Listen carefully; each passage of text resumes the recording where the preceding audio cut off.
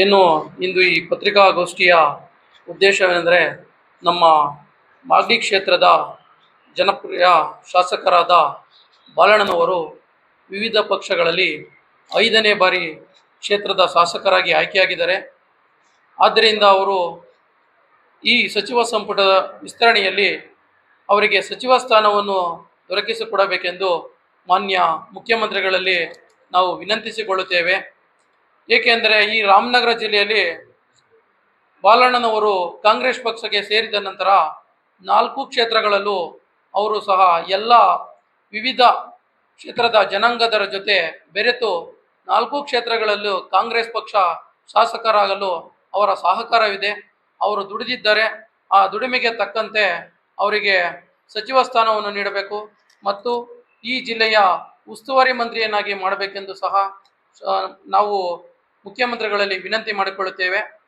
ಮತ್ತು ನಾನು ಛಲವಾದಿ ಮಹಾಸಭಾದ ಜಿಲ್ಲಾಧ್ಯಕ್ಷನಾಗಿ ಏನು ಕೇಳ್ಕೊತಾ ಇದ್ದೀನಂದರೆ, ನಮ್ಮ ದಲಿತ ಮುಖಂಡರುಗಳು ಪ್ರತಿ ಕ್ಷೇತ್ರದಲ್ಲೂ 40,000 ರಿಂದ 50,000 ಮತದಾರರಿದ್ದೀವಿ.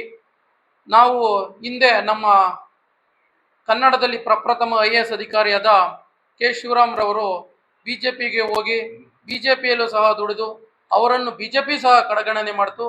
ಅವರ ಮರಣ ನಂತರ ಅವರ ಧರ್ಮಪತ್ನಿಯಾದ ವಾಣಿ ಕೆ ಶಿವರಾಮ್ರವರು ಈ ರಾಜಕೀಯ ಬೇಡ, ಯಾವುದೇ ಸಂಘಟನೆ ಬೇಡ ಎಂದು ಮನೆಯಲ್ಲಿರದೆ ನಾನು ನನ್ನ ಜನಾಂಗಕ್ಕಾಗಿ ನಾನು ಜನಗಳ ಮಧ್ಯೆ ಇರ್ತೀನಿ ಅಂದ್ಬಿಟ್ಟು ಅವರು ಸಂಘಟನೆ ಮತ್ತು ರಾಜಕೀಯವಾಗಿ ಗುರುತಿಸ್ಕೊಂಡಿದ್ದಾರೆ.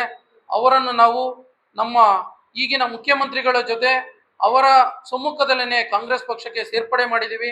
ಅವರು ಸೇರ್ಪಡೆಯಾದ ನಂತರ ವಿವಿಧ ಅಭಿಯಾನಗಳನ್ನು ಮಾಡಿ ಕಾಂಗ್ರೆಸ್ ದಲಿತರ ನಡೆ ಕಾಂಗ್ರೆಸ್ ಕಡೆಗೆ ಎಂದು ನಾವು ಅಭಿಯಾನವನ್ನು ಪ್ರತಿ ರಾಜ್ಯಾದ್ಯಂತ ಮಾಡಿದ್ದೀವಿ. ಮತ್ತು ರಾಜ್ಯಾದ್ಯಂತ ನಮ್ಮ ಛಲವಾದಿ ಬಂಧುಗಳಿಗೆ ವಾಣಿ ಅಕ್ಕರವರು ಕರೆ ನೀಡಿ ನಾವು ಕಾಂಗ್ರೆಸ್ ಪಕ್ಷವನ್ನು ಬೆಂಬಲಿಸಬೇಕಂತ ಹೇಳಿದ ನಂತರ ಇಡೀ ಸಮುದಾಯವು ವಾಣಿ ಅಕ್ಕವರ ಹಿಂದೆ ಇದ್ದು ಕಾಂಗ್ರೆಸ್ ಪಕ್ಷವನ್ನು ಬೆಂಬಲಿಸಿದ್ವಿ. ಮತ್ತೆ ಅವರು ಈ ಯಾವ ಬೈ ಎಲೆಕ್ಷನ್ ನಡೆದ ದಾವಣಗೆರೆಯಲ್ಲಿ ಹೋಗಿ ಮಾಡಿದ್ದಾರೆ. ಮತ್ತೆ ಚಾಮರಾಜನಗರ ಜಿಲ್ಲೆಯಲ್ಲಿ ಅವರ ಪಾತ್ರ ಹೆಚ್ಚಿದೆ.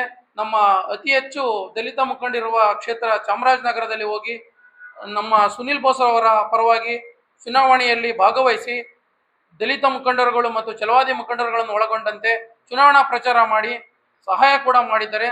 ಆದ್ದರಿಂದ ಅವರಿಗೆ ರಾಜ್ಯ ಮಟ್ಟದಲ್ಲಿ MLC ಸ್ಥಾನವನ್ನು ನೀಡಬೇಕೆಂದು ವಾಣಿ ಶಿವರಾಮ್ರವರಿಗೆ ನಾನು ಮುಖ್ಯಮಂತ್ರಿಗಳಲ್ಲಿ ವಿನಂತಿಸಿಕೊಳ್ಳುತ್ತೇನೆ.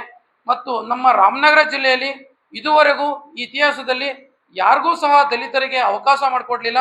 ನೀವು ನಮ್ಮ ಜಿಲ್ಲೆಯವರಾಗಿದ್ದೀರಿ, ದಲಿತರು ಸಹ ನಿಮ್ಮ ಹಿಂದೆ ಇದ್ದೀವಿ ಸ್ವಾಮಿ. ಅದರಿಂದ ನೀವು ನಮ್ಮ ವಾಣಿ ಶಿವರಾಮ್ರವರಿಗೆ MLC ಸ್ಥಾನವನ್ನು ಅವಕಾಶ ಮಾಡಿಕೊಡ್ಬೇಕೆಂದು ಮುಖ್ಯಮಂತ್ರಿಗಳಲ್ಲಿ ವಿನಂತಿಸಿಕೊಳ್ಳುತ್ತೇವೆ. ಧನ್ಯವಾದಗಳು.